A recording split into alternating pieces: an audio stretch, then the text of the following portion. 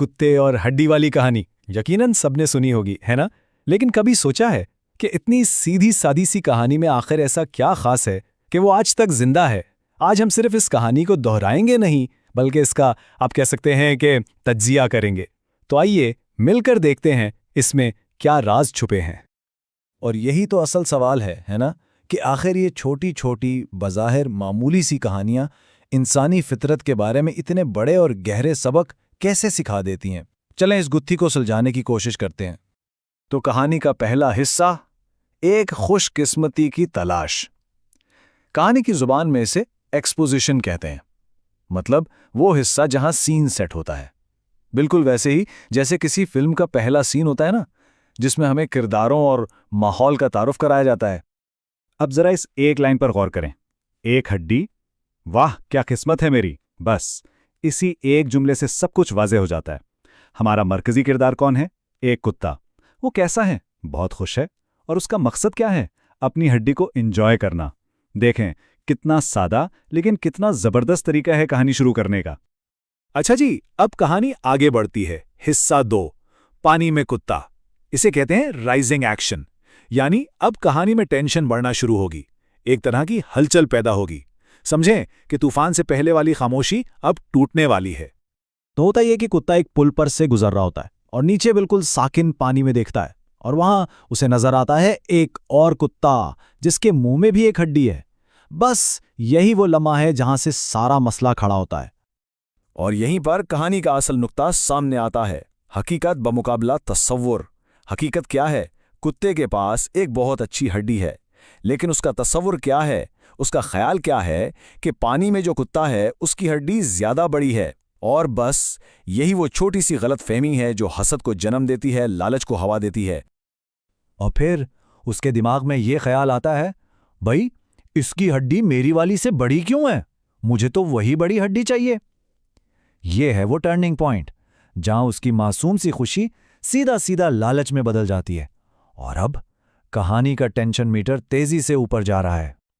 और अब हम पहुंच गए हैं कहानी के तीसरे हिस्से पर, लालची छलांग, यानी कहानी का क्लाइमैक्स। ये वो सबसे अहम मोड़ है, वो लम्हा जब सारा बिल्डअप, सारी टेंशन एक जगह आकर फटती है और कहानी का रुख हमेशा के लिए तय हो जाता है। जरा इसके प्लान पर तो नजर डालें। पहला स्टेप, भौंकने के लिए मुंह खोलूंगा। दूसरा स्टेप, दूसरे कुत्ते को डराऊंगा। और तीसरा स्टेप, उससे वो बड़ी वाली हड्डी छीन लूंगा। मतलब साफ जाहिर है कि लालच ने उसकी सोचने समझने की सलाहियत बिल्कुल खत्म कर दी है। और फिर छपाक, बस ये एक आवाज और कहानी का फैसला हो गया। ये वो एक्शन है जिससे अब वापस नहीं लिया जा सकता। यही कहानी का उरूज है। तो अब आता है चौथा हिस्सा, सब कुछ गंवा देना। क्लाइमैक्स के बाद के सीन को कहते हैं फॉलिंग एक्शन। यानी अब जब तूफान गुजर गया है तो उसके नताइज सामने आ रहे हैं। अब हिसाब किताब का वक्त है। जैसे ही कुत्ता पानी में गिरता है, वो दूसरा कुत्ता एकदम गायब हो जाता है।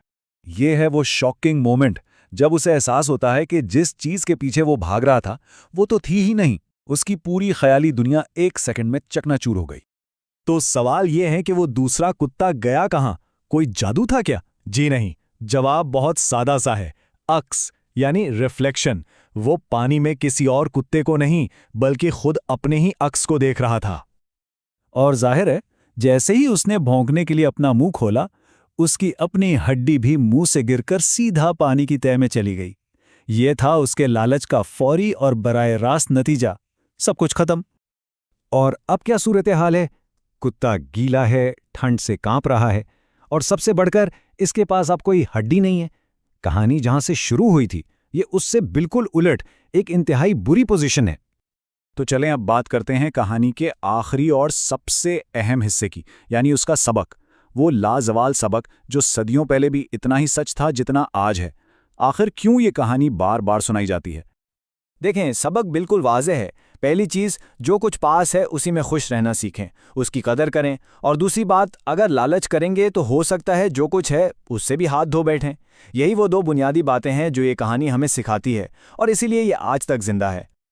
और आखिर में ये कहानी हमारे लिए एक बहुत गहरा सवाल छोड़ जाती है। एक ऐसा सवाल जो शायद हम सब खुद से पूछते हैं, आखिर काफी कितना होता है? वो कौन सा मकाम है जहां इंसान कह सके कि बस अब और नहीं चाहिए?